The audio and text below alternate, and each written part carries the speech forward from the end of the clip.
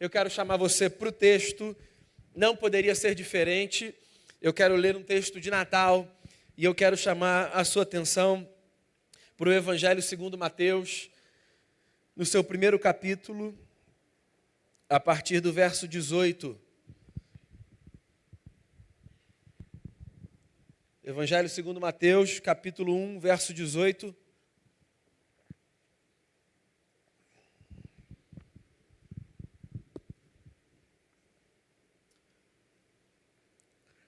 Diz assim a palavra: foi assim o nascimento de Jesus Cristo. Maria, sua mãe, estava prometida em casamento a José, mas antes que se unissem, achou-se grávida pelo Espírito Santo. Por ser José, seu marido, um homem justo, e não querendo expô-la à desonra pública, pretendia anular o casamento secretamente.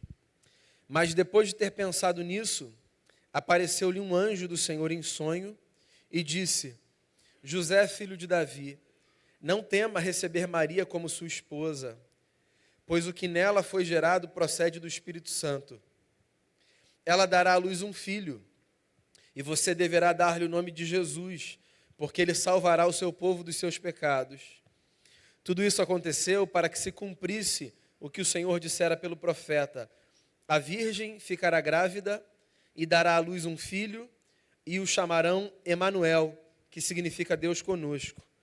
Ao acordar, José fez o que o anjo do Senhor lhe tinha ordenado e recebeu Maria como sua esposa, mas não teve relações com ela, enquanto ela não deu à luz um filho e lhe pôs o nome de Jesus. Pai, eu quero colocar diante de Ti o nosso coração, pedir que o Senhor fale com a gente, que o nosso coração seja aquecido pela Tua palavra, em nome de Jesus, amém. Muito bem, a época do Natal está inaugurada, as lojas nos shoppings e as decorações não nos deixam mentir. A música então é Natal, tocando em looping, em cada loja que você entra, não nos deixe esquecer. E a gente está aqui com uma decoração que não nos permite tratar de nenhum outro assunto que não seja da bela notícia de que um dia um homem e uma mulher foram agraciados com a chegada de uma criança. Salvo algum engano, a chegada de uma criança sempre nos agracia o coração. A menos que alguma coisa muito disfuncional esteja em jogo, a chegada de um menino ou de uma menina no seio de uma família renova as nossas forças, a nossa esperança, o nosso senso de responsabilidade, a nossa consciência do nosso papel no mundo. Eu sei que uma criança desestabiliza em muitos sentidos a agenda e a estrutura de uma família que caminhava de uma forma e que agora, por causa de um ser de 50 e poucos centímetros, precisa repensar radicalmente a sua agenda. No entanto, volto a dizer, a menos que alguma coisa muito disfuncional esteja em jogo, a chegada de um bebê enche o nosso coração de alegria. E o Natal, você sabe disso, é a notícia de que um bebê chegou. Existem muitas histórias na Bíblia que nós poderíamos chamar de belas. Nem todas as histórias da Bíblia são belas. Algumas histórias da Bíblia são assustadoras, diga-se de passagem. Mas há muitas histórias belas. E das histórias belas, a história do Natal é, na minha opinião, a mais bela história. A história da chegada de um menino que, por ser, para nós cristãos, o próprio Deus em figura humana, muda radicalmente o curso da história, não de uma família, mas da humanidade. Eu sempre digo isso no início das minhas séries de Natal, e eu queria reafirmar, só para não perder a tradição, já que Natal é época de tradição, poucas séries de mensagens são tão difíceis de serem pregadas quanto uma série como a de Natal. Porque tudo já foi dito. E não tem um elemento surpresa nessa história. Quando a gente pensa num sermão, deixa eu falar para vocês, a gente tenta construir no arco da nossa narrativa, algum elemento que traga consigo a força do elemento surpresa, que dê ao ouvinte a sensação de, nossa, eu não tinha pensado por aí. O Natal rouba da gente essa possibilidade, porque com muita probabilidade você já ouviu essa história de todos os ângulos, de todas as perspectivas. E se alguém interromper a história no meio, você sabe completar daí para frente com muita tranquilidade. Mas a tarefa está posta. É Natal, não dá para a gente conversar sobre Páscoa. Então eu quero conversar sobre o Natal com você. A partir, nessa manhã, de uma perspectiva distinta. Ou pelo menos quero tentar. Eu quero pensar no Natal a partir da figura desse homem, que aqui está com uma barba super hipster, chamado José. O Natal a partir da história de um homem justo. A história é a seguinte, segundo Mateus, um dos relatores do episódio. Deus resolveu aparecer aos homens. E Deus resolveu aparecer aos homens de uma forma diferente da forma como Deus, para as tradições religiosas, aparecia aos homens. Deus aparecia aos homens para as tradições religiosas no mundo antigo a partir de sonhos, de vozes, epifanias. Esse é o termo que a gente usa na teologia. Aparições do divino na história dos homens. Coluna de fogo, fumaça, nuvem, mar que se abre. Essas manifestações sobrenaturais, historicamente, sempre foram lidas como aparições do divino nesse palco humano. Para a tradição judaica, e nós cristãos pegamos carona nesse berço, Deus aparece sendo anunciado pelos profetas como aquele que virá de uma forma diferente. Deus é anunciado pelos profetas no Antigo Testamento como aquele que irromperá a história da humanidade na figura de um humano. Os judeus então guardavam no coração a expectativa de que o seu Senhor viesse numa figura humana. Para fazer jus à realidade, eles não eram os únicos que diziam isso. Mas dentro da cultura judaica, a expectativa de que um homem, descendente de uma mulher, viria para redimir a história do seu povo, era muito grande. Sobretudo porque aquele povo era um povo que historicamente sofria de maneira constante. Quando você sofre de maneira constante e ininterrupta, você vê crescer no seu coração a expectativa da chegada de alguém que venha te redimir do seu sofrimento. E aquele povo esperava com ansiedade a chegada do menino que carregaria em si a plenitude da presença do divino e que daria àquela gente um alívio para o seu sofrimento e para a sua dor. O anúncio do Natal, para nós cristãos, é o cumprimento dessa expectativa. Para a gente, o Natal é a boa notícia de que finalmente na história Deus resolveu aparecer. O apóstolo Paulo, que é um dos grandes teóricos da nossa tradição, disse numa de suas cartas que num determinado momento que ele chamou de a plenitude do tempo, Deus envia o seu filho, nascido de mulher, nascido sob a lei, para resgatar os que estavam sob a lei. Mateus então diz a mesma coisa, só que com outras palavras.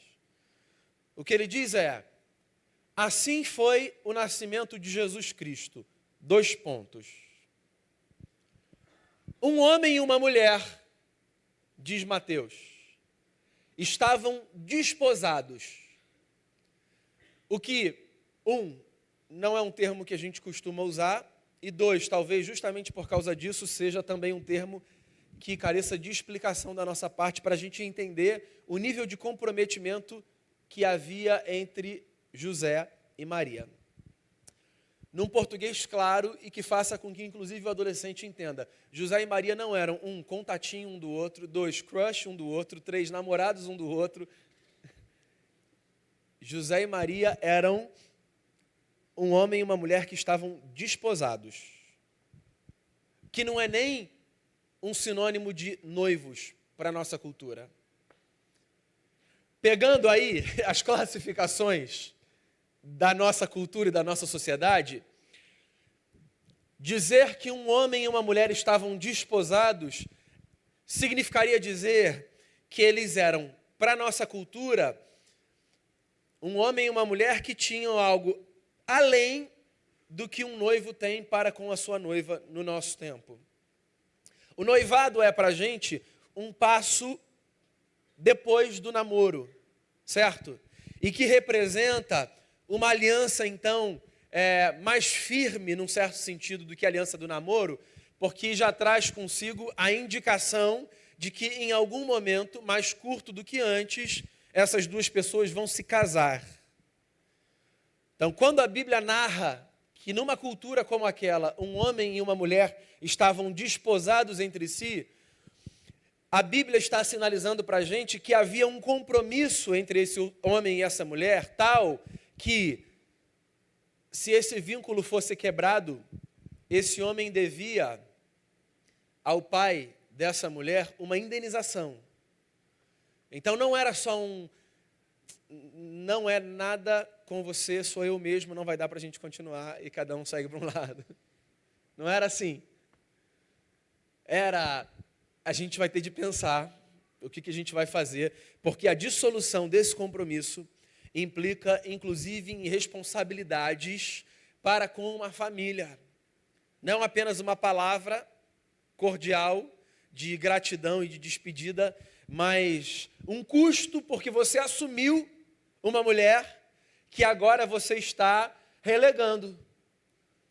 Por sinal, diga-se de passagem, num tempo como aquele, numa cultura como aquela, a possibilidade de romper com uma relação não era estendida a uma mulher. E que bom, né, que os tempos avançaram. As mulheres eram reféns das escolhas dos homens. Então, uma mulher não poderia dizer, não, acho que não rola mais, não tem nada a ver com você, eu não quero. Só um homem podia olhar para uma mulher e dizer, não dá mais. Mas o tempo passou, o cenário era esse. E eles estavam desposados entre si. Por sinal, diga-se de passagem, é bom que se faça valer essa fala. Essa aliança, ela consistia num compromisso sério,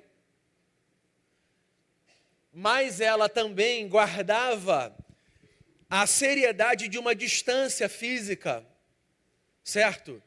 Num português bem claro, um homem e uma mulher desposados entre si não tinham vida sexual ativa. Eles não partilhavam cama. Eles assumiam um compromisso um com o outro, mas ela estava na casa do seu pai, ele estava na casa da sua família, provavelmente construindo uma espécie de puxadinho na casa da sua família, para que quando ficasse pronto ele pudesse trazer a sua esposa recém-casada para morar com ele ali, num puxadinho na casa do seu pai. Era mais ou menos assim que funcionava.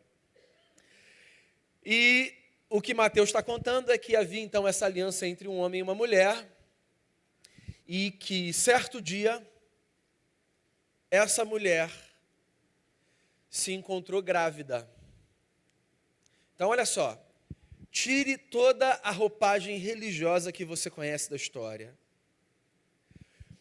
Se esqueça por alguns segundos do fato de que você conhece a mensagem do Natal de trás para frente e que você sabe que no final tudo vai dar certo e que Maria e José serão felizes para sempre.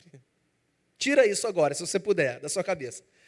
Tenta ler a história como alguém que está recebendo essa notícia pela primeira vez. É um filme que acabou de estrear e você foi ao cinema e não é um filme clichê e você foi impactado pelo começo do roteiro e você está ali sem nem olhar para o balde de pipoca, tentando entender o que vai acontecer. E aí a cena seguinte, o ato 2 essa mulher aparece grávida.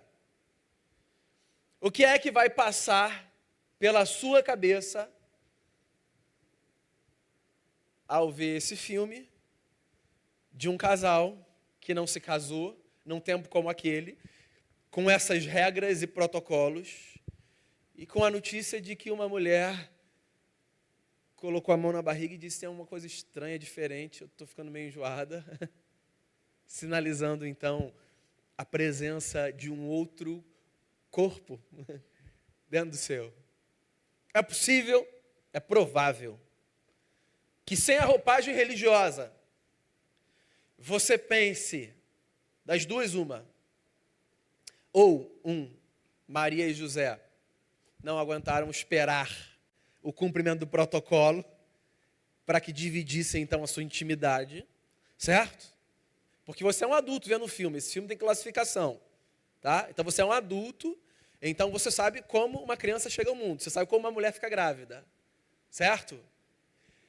Então você vê esse filme e você fala, bem, ou Maria e José se relacionaram antes do casamento, ou Maria se envolveu com uma outra pessoa, certo? Veja bem, eu estou tentando desconstruir o filme que você conhece, e eu estou tentando transformar você num leitor daquela época e daquele tempo que pela primeira vez recebe essa história. A notícia do Natal, meus amigos e amigas, ela é bela para a gente porque existe uma distância de 2000 anos entre a nossa realidade e aquela realidade. Porque a notícia de uma mulher para a sociedade que se encontra grávida, sendo ela ainda uma mulher desposada de um homem, ela é o escândalo do escândalo. Ela é a notícia que macula a história de uma família que tentou fazer tudo bonitinho. Ela é a notícia que faz com que, por um bom tempo, aquele pessoal seja o pessoal falado na aldeia. Ela é a notícia que faz com que todo mundo no Twitter, no Instagram, no Facebook ou em qualquer rede levante uma hashtag falando apenas e exclusivamente do caso de Maria e de José. O Natal é o escândalo.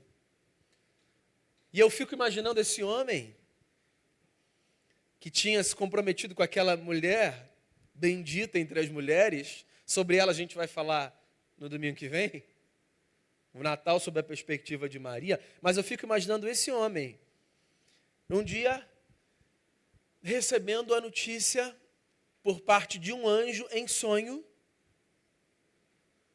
de que a sua mulher estava grávida. Porque olha só, existem duas formas da gente lidar com os sonhos que a gente tem. Ou chamando de sonho ou chamando de pesadelo. Certo? Simples assim. Então, quando um sonho faz sentido para a gente e nos traz paz, nós o chamamos de sonho.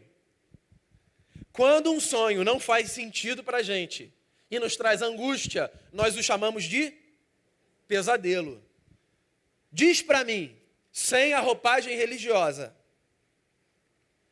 o sonho de José é um sonho ou um pesadelo? Tem mais para ser um pesadelo do que um sonho, pelo menos nesse começo. Porque depois, quando o anjo vai explicando, tudo bem. Sei lá. Mas no começo, José, o que vai acontecer vai ser o seguinte: sua mulher, Maria, bendita entre as mulheres, a mulher agraciada por Deus para carregar no ventre o Salvador da humanidade, ela está grávida. Então, imagine você, sendo homem ou mulher, imagine você no lugar de José. Como você reage a esse negócio? Como você lida com esse negócio? Como você lida com as suas dúvidas?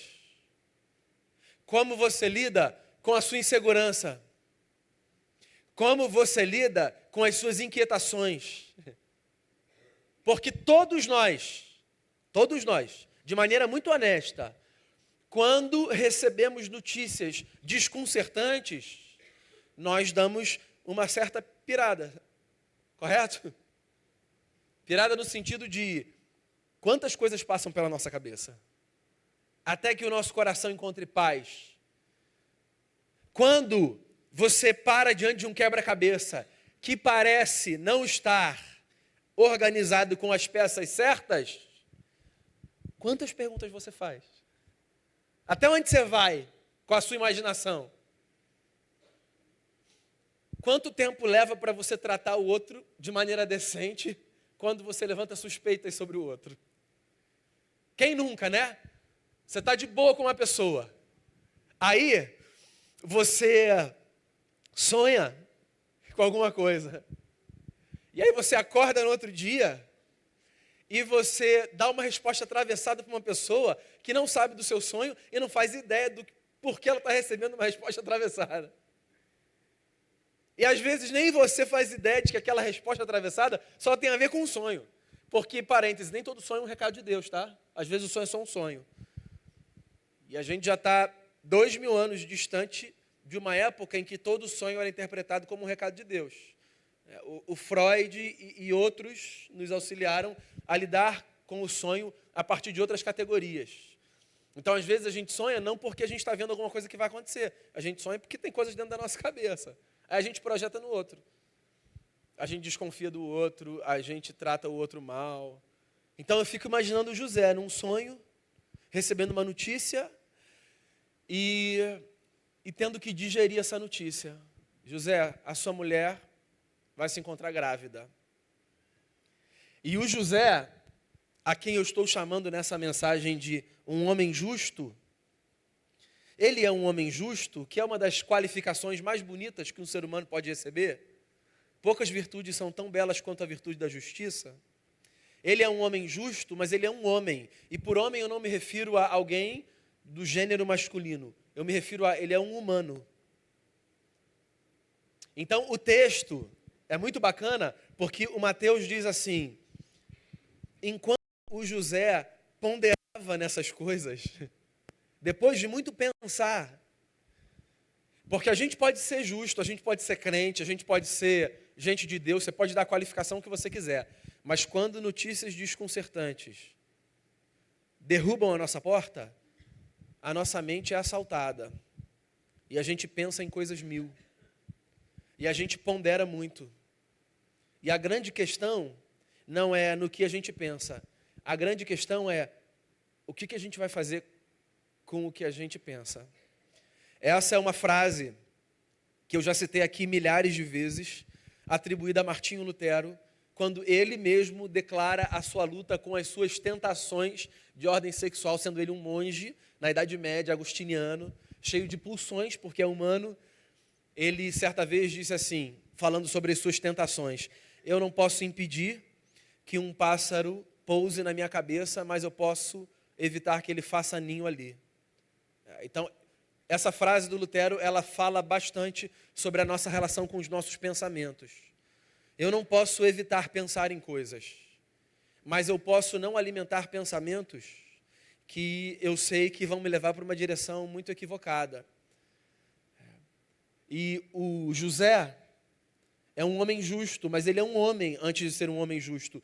O justo é o que qualifica ele, mas o que ele é humano. Então, porque ele é humano, ele pensa, ele questiona, ele tem dúvida, ele tem medo. Ele está tentando entender esse negócio, ele está tentando montar esse quebra-cabeça. Mas olha só, que coisa. Uma coisa é você ser homem ou mulher.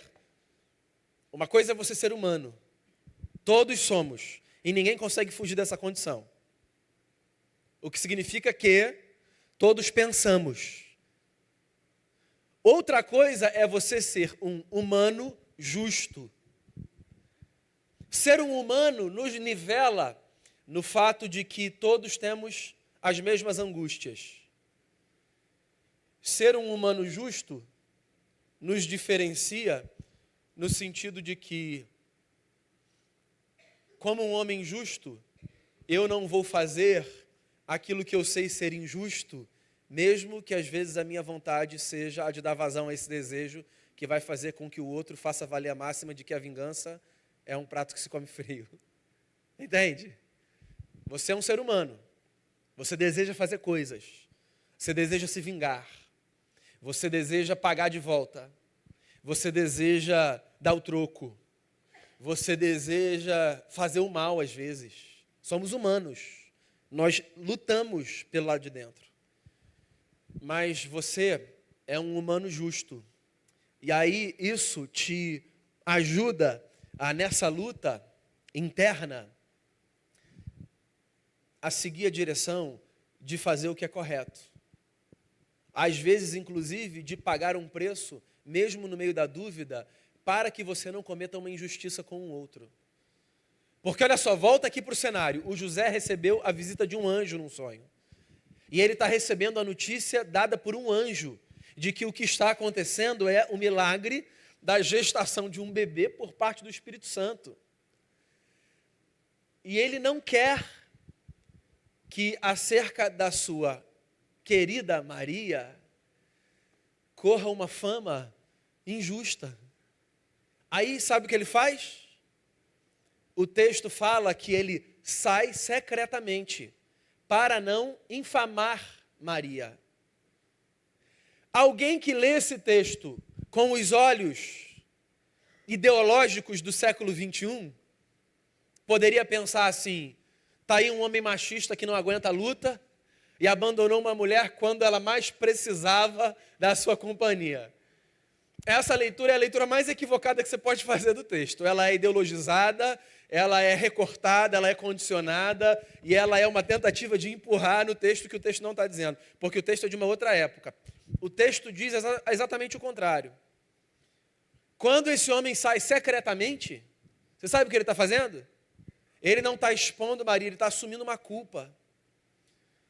Ele está jogando para a sociedade uma leitura inequívoca com o seu ato. O que ele está dizendo é: tá, fui eu que vacilei e não estou nem conseguindo bancar o que eu fiz. Então esse cara, ele está assumindo uma conta pelo benefício da dúvida que ele dá a Maria.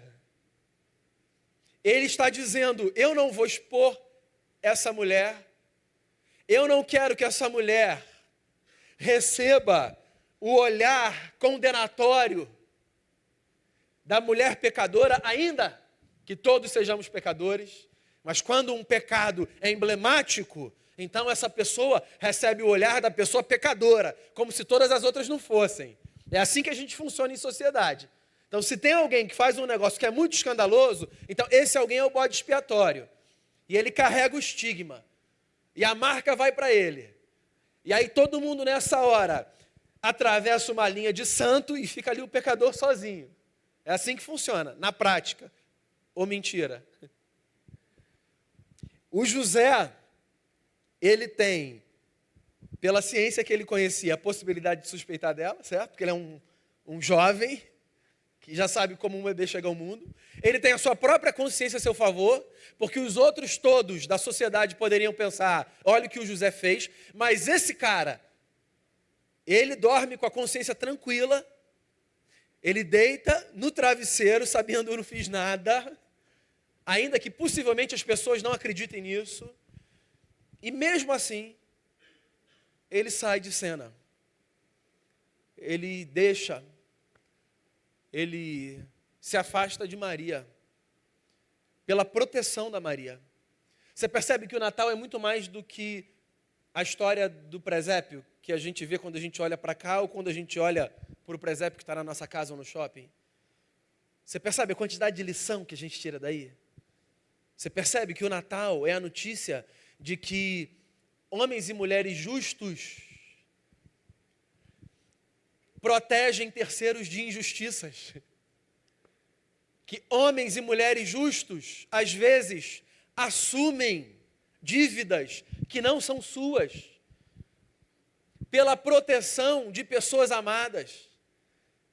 Você percebe que o Natal é a notícia de que, quando pessoas justas entram em cena, tragédias são impedidas. Porque quantas tragédias poderiam acontecer se José não fosse um homem justo e se tomasse outro rumo e fizesse outras escolhas? Esse homem ouve a notícia, ele resolve se afastar, ele acorda do sonho e ele consente com a palavra do anjo, não chamando o sonho de pesadelo. E o Natal, eu vou correr o risco de uma heresia aqui, não taca pedra em mim não. O Natal, num certo sentido, é viabilizado por causa da justiça de um homem. Porque eu sei que história não se faz com si. Então, historiadores de plantão, me perdoem. História é história. Eu estou conjecturando. A história está posta, certo?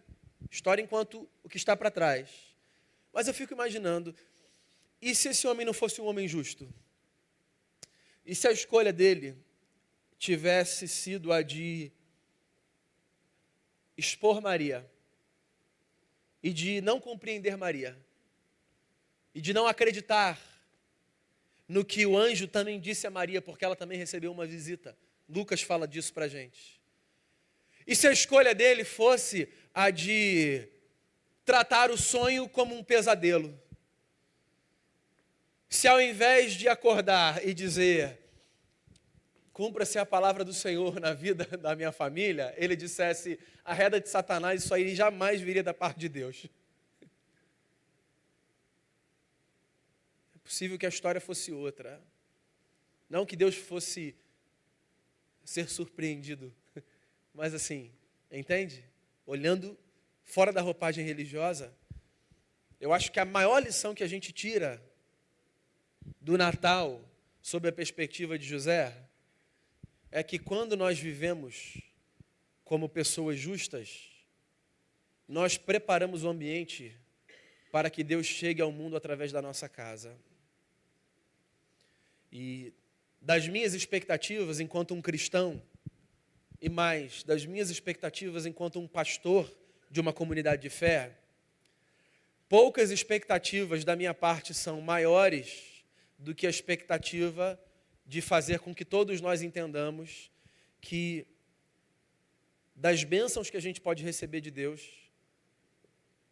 uma das principais é a bênção de nós nos transformarmos em homens e mulheres justos. E não a bênção de termos um emprego, a casa, o carro, a viagem, o dinheiro ou qualquer outra coisa muito pequena perto da grandeza de um valor. O que a gente precisa é ser gente justa. A gente não precisa ser gente que se arrepia. Ainda que se arrepiar diante de circunstâncias seja muito bom. A gente não precisa ser gente que é visitada o tempo todo por experiências sobrenaturais. A gente não precisa ser do tipo de gente que recebe em sonho visita de anjo. Se isso acontecer, vai ser muito bacana, eu imagino. Vai ser como estar num filme. A gente não precisa de dons que nos transformem em super-humanos. A gente vive bem sem isso. Você vive bem sem nunca levitar, pode acreditar em mim. Você vive bem sem nunca ter recebido uma revelação divina, sem um anjo nunca aparecer para você, fica tranquilo, você vai viver bem assim. Agora, dificilmente você viverá bem se você for um discípulo de Jesus, uma seguidora de Jesus, sem buscar ser uma pessoa justa.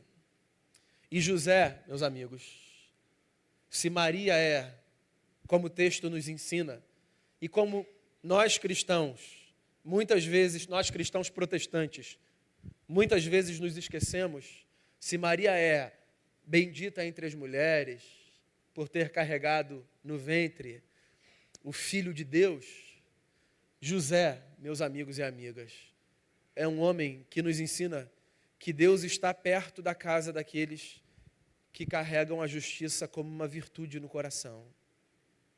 Portanto, de presente de Natal, o que eu desejo para mim e para você é que nós sejamos pessoas justas. Que nós, inclusive, se necessário for, engolamos sapos, num português bem popular, e assumamos dívidas para que pessoas que nos são caras sejam protegidas. Nós vivemos numa época de tribunais, outros que não apenas os tribunais de justiça. Nós vivemos numa época de tribunais populares, virtuais, digitais, linchamentos públicos, justiça confundida com vingança, gente levantando bandeira de justiceiro, querendo fazer valer pela sua própria força o que acredita que precisa acontecer. O Natal não nos deixa seguir esse caminho, porque das virtudes, se existe uma que nós devemos cultivar, é a virtude da justiça. Homens e mulheres justos preparam um ambiente para que Deus chegue ao mundo através das nossas casas. Porque esse é o milagre do Natal. E com isso eu encerro a minha fala. Deus não chegará para nós cristãos novamente ao mundo a partir da figura de um bebê. Ele já o fez. Esse bebê virou um homem. Esse homem foi à cruz.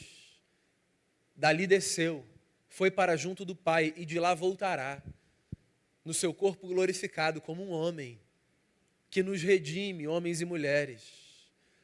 Deus não voltará para as nossas casas através do ventre de uma mulher, mas Deus pode voltar para esse mundo todos os dias através da minha casa e da sua casa, sempre que nós prepararmos o ambiente para que as nossas famílias sejam famílias justas.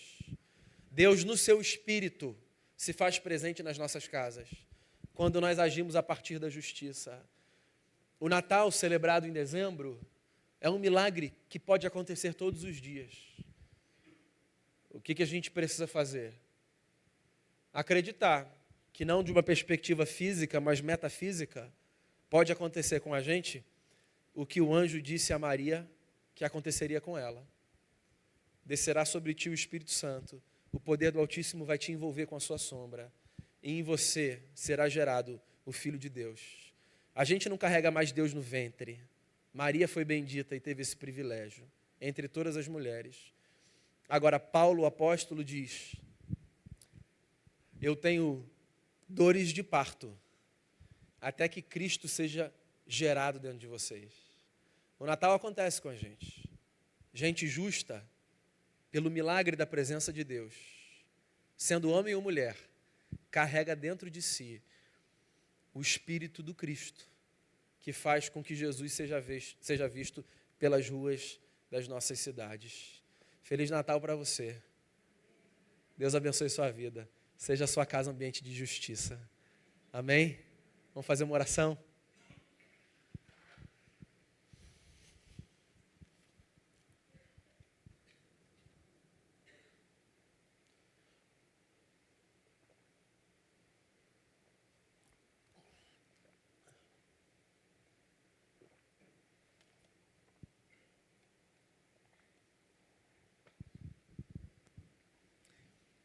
Obrigado, Jesus.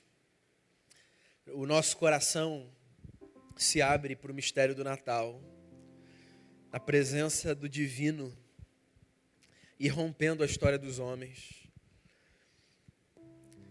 Essa história é a subversão da subversão da subversão. A loucura que desconcerta os saberes do mundo. A loucura que faz com que os incrédulos, às vezes, permaneçam ainda mais incrédulos, e que faz com que aqueles que creem sejam taxados como loucos. Mais importante do que a gente se preocupar com a loucura que nos é atribuída quando ouvem que nós acreditamos na antiga história, a mais bela história. Mais importante do que isso, Senhor, para a gente é saber que um dia o Senhor, da forma como a palavra nos ensina, um dia o Senhor invadiu esse mundo na figura de um bebê que repousava numa manjedoura, carregando em si a plenitude da força divina. Um bebê que chega na casa de uma mulher bendita e de um homem justo. De uma mulher que tem o privilégio que nenhuma mulher na terra teve ou terá. E de um homem que, por ser um homem justo, viabilizou a chegada do eterno em figura humana.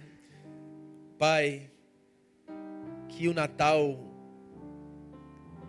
faça com que o nosso coração seja tomado por gratidão e pela consciência de tudo mais o que essa mensagem nos traz. Que quando a gente estiver na situação de pensar em tantas coisas e com a possibilidade de fazer caminhos mil, que o fato de sermos gente justa nos leve para o caminho correto. Que quando proteger terceiros amados e que precisam ser protegidos significar assumir inclusive dívidas que não são nossas, que pelo bem de terceiros a gente faça isso. Que quando a gente se lembrar como é que Deus pode chegar de novo aqui, como é que Deus pode se fazer mais presente, como é que Deus pode ser visto, que mais do que orar para que os céus se rasguem e o Senhor desça numa coluna de fogo, que a gente ore para que a gente seja de um tipo de gente que faz com que os outros nos olhem e digam: Deus só pode estar ali. Obrigado pelo Natal de Jesus, obrigado por esse tempo, pelo advento dessa história, obrigado por esse momento. Renove a nossa esperança, renove a nossa fé, a nossa confiança em Ti e nos faça olhar para o texto e desenvolver no coração uma gratidão sem tamanho, porque a nossa vida foi transformada por causa da vida do menino que nasceu. E é no nome dele que a gente ora, porque é no nome dele que há força para que a gente fale contigo, e é no nome dele que a gente te agradece, o nome poderoso de Jesus, Emanuel, Deus conosco. Amém. Amém. Muito bem, estamos nos encaminhando para o final da nossa celebração.